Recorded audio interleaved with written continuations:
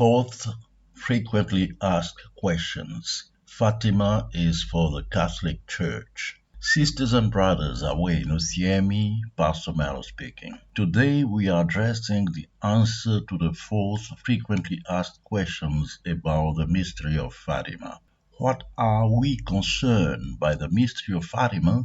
Fatima is for Catholics. This is a legitimate question when considering several factors, some of which are listed below. A. Portugal, where the city of Fatima is located and where the apparitions took place, is a predominantly Catholic country. B. A woman who descends from heaven.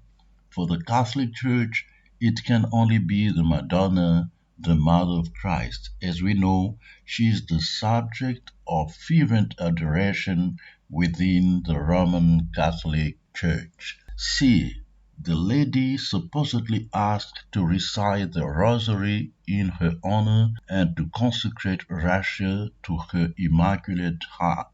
These practices bear a stamp, that of the Catholic Church. The third secret, kept in a sealed envelope, has not been entrusted to any entity other than the papacy, thus reinforcing the idea that it's the Catholic Church which is the sole embassy of Christianity on earth. E. The vision of hell seen by the shepherd children, preceded by purgatory, is an eminently Catholic notion. F. The attack of May 13, 1981 against Pope John Paul II is the event which, when the Mystery of Fatima had practically fallen into the dustbin of history, revived it.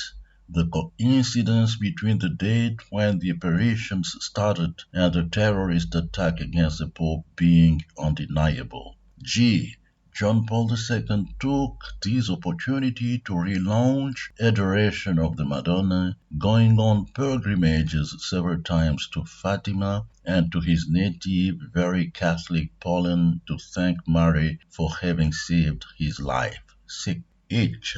Every year, in the months of May and October, hundreds of thousands of people, practically all faithful of the Catholic Church, go on pilgrimage to Fatima. It is therefore quite understandable, by analyzing the above elements, that Fatima is considered by most as belonging to the Catholic faith, apart from any other Christian doctrine, that of the Protestant churches in particular. My answer to the query, which is the subject of this video, is simple. If the Bible text that refers to the apparitions of Fatima, see Revelation chapter 12 verses 1 to 5, was written after the birth of the Catholic Church, then yes, Fatima belongs to it.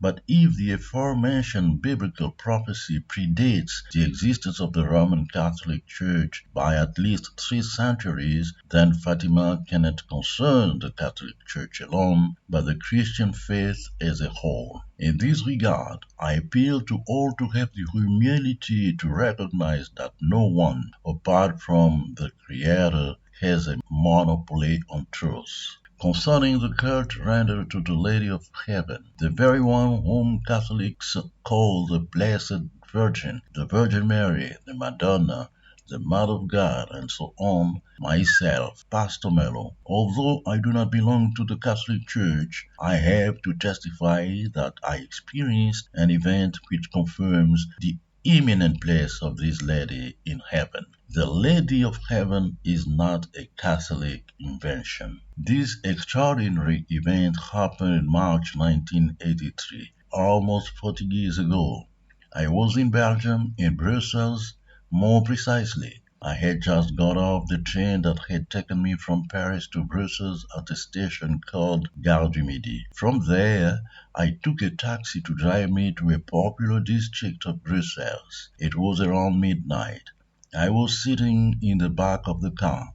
At the wheel, an elderly Moroccan man made his way through the crowded streets. After half an hour, we had just reached the street where I was going when I distinctly heard a voice saying, "Do not be afraid, my child, I am with you." Stunned, I turned to see where the voice was coming from, and what I saw made my heart skip a beat. A bright red car, like a Maserati or Lamborghini, was hurtling at us like hail. The accident in this narrow street was inevitable. I could already see myself crushed to death by this furious monster. At that very moment, I remembered the words of exhortation to calm that I had just heard, and it was with a detached eye that I witnessed the incredible scene that was about to occur. Time seemed to stand still. I saw the scarlet car approach the taxi, frame by frame, like in a slow motion film. At the last moment, just as it was about to smash us to a pulp, there was, like an invisible hand that stopped the mad race of the bolting car with a deafening squeal of tires. The whole neighborhood woke up. People came to the windows to see what had just happened. My panicked Moroccan driver was shaking like a leaf. He got out of the car and rushed to the driver of the blood-red car. A young man dressed in an elegant black suit, a platinum blonde hair covering his head, got out of the car. The Holy Spirit made me understand that he was not of this physical world, but was commissioned by the world of darkness to eliminate me. It would have remained in the annals that Melo, who was not yet the pastor he was called to become, had suffered a tragic death in a car accident at the fateful hour of midnight.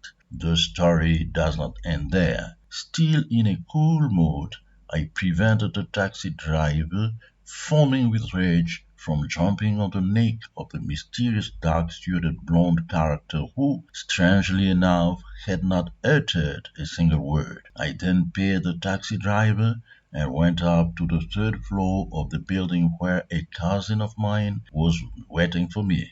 The latter, visibly shaken by what he had just seen from his window overlooking the street, praised the Most High for having so miraculously spared my life. He indeed realized that I had no chance of getting out of the taxi safe and sound if the racing car had hit us. Having gone to bed half an hour later, exhausted from the trip and a legitimate retrospective fear, I fell into a deep sleep. However, my rest was interrupted some time later by a vision of horror.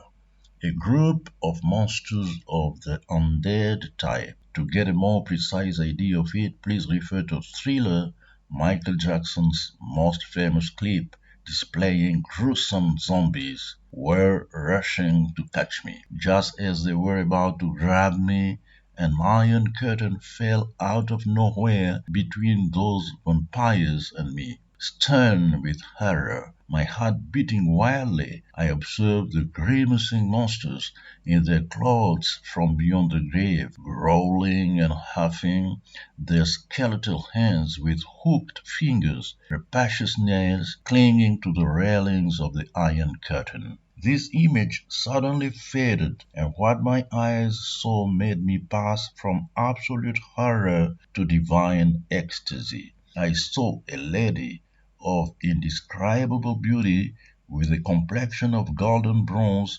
She had a Mona Lisa type smile on her lips, her eyes filled with tenderness and love. She wore a rainbow crown of shimmering colors on her head. Her face, as well as her crown, filled the expanse of the sky, and this sky, of a velvety blue, was of a beauty that no human painting could reproduce. I succeeded to grasp the message that the lady then transmitted to me. My son, if I had not intervened, you would certainly have died.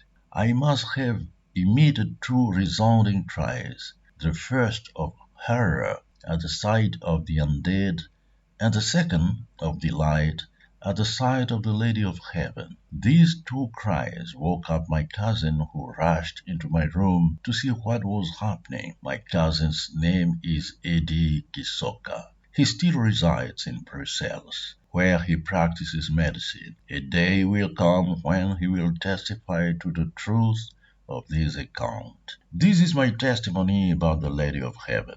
The lady I saw was none other than the one who had appeared 6 times to the little shepherds of Fatima. If I had been a Catholic, I would have without hesitation proclaimed that she was the Blessed Virgin, the Madonna. As a pastor, I will just vow that she indeed is the Lady of Revelation chapter 12. To return to our subject, I will not allow myself to judge the Roman Apostolic Church or its sovereign pontiffs. Oracle of the Most High, vengeance is mine, retribution is mine. Romans chapter 12, verse 19. Is the third secret of Fatima good news for the Vatican? To this question, my answer is without hesitation, no. 3 times no. The mystery of Fatima is certainly not good news for the papacy. Otherwise, they would have hastened to publish the third secret in 1960 as demanded by the Most High through the channel of the Lady of Heaven. The Vatican, since its existence, while promoting charitable works that no one can deny, has been guilty of transgressions and crimes that are irreconcilable with the title of representative of the Son of God that it has arrogated to itself. The bloodthirsty Crusades, the Inquisition with its macabre procession of thousands of innocent people tortured and massacred, the deportation followed by the slavery of millions of Africans authorized by the papal bull of Nicola V, stupor and fornication shamelessly practiced by Pope Alexander Borgia, pedophile priests, the laundering by the Vatican Bank of the dirty money of the Italian mafia, Opus Dei and its unavowable acquaintances with international Freemasonry, the P2 Lodge of sad memory. All these provoke the just wrath of Kuswa Kongo, he who has committed no sin and in whose mouth no deceit was found. 1 Peter chapter 2, verse 22. The judgment of the Most High will come from him to whom all power has been committed, Christ. His secret return to earth was the first instrument of Vatican condemnation. To understand this, let's take a look at some facts. Stalin, the Red despot of Soviet Russia who succeeded to Lenin, said one day during the Second World War, "The Vatican, how many divisions?" Stalin was, of course, referring to the Vatican army. However, I will use this sarcastic word as a springboard to demonstrate that in terms of divisions, the Vatican itself has created one insurmountable. I refer to the division that stood between the Roman Apostolic Church and the master it claims to serve, Kuswa, Christ. The big lie of the white Christ. The Vatican Library must be one of the richest, if not the richest in the world. In terms of books, it is simply impossible that Vatican scholars were unaware that the Son of Man, Christ, Kuswa, was of the Ethiopian race, as the term was used in ancient times. With historical falsifications and more or less shameless lies, they made Christ pass for a Caucasian of the kind praised by the imagination of the Hitlerite Nazis and other white supremacists. The Vatican hosts got so caught up in the game that, while having a plethora of images, icons, statues, and carvings of a black Madonna and Christ, when the missionaries arrived in Africa, they did not hide of the paradox, did not hesitate to put on the table the question of whether Africans had a soul. It is on the basis of this assumption that they extinguished the candle of their conscience and that they treated the Africans who, let us not forget, engendered them like pseudo-humans, merchandise destined for the sale for the enrichment of Europe and America. So when the Fatima apparitions came with a great secret at its heart, on hearing that the Master was back in that dark skin that they had done so much to debase, the Vatican masters found themselves stuck.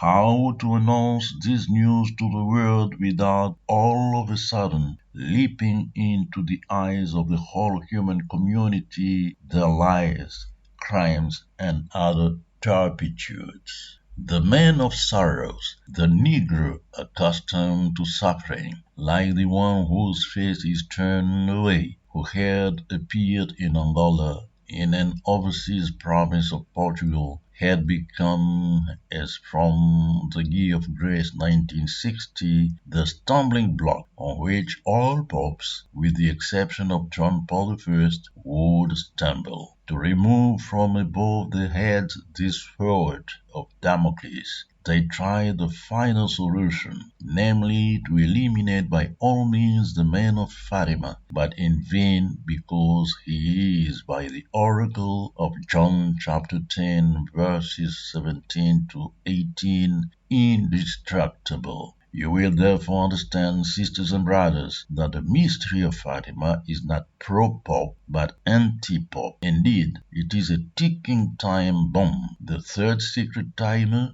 set in motion in 1917 in a countdown that no human hand can stop, will cause such an explosion that it will bring about the collapse not only of the Roman Catholic Church but of Babylon as a whole. Thus will be fulfilled Daniel chapter 2 verses 44 to 45. Ingeta, Pastor Melo.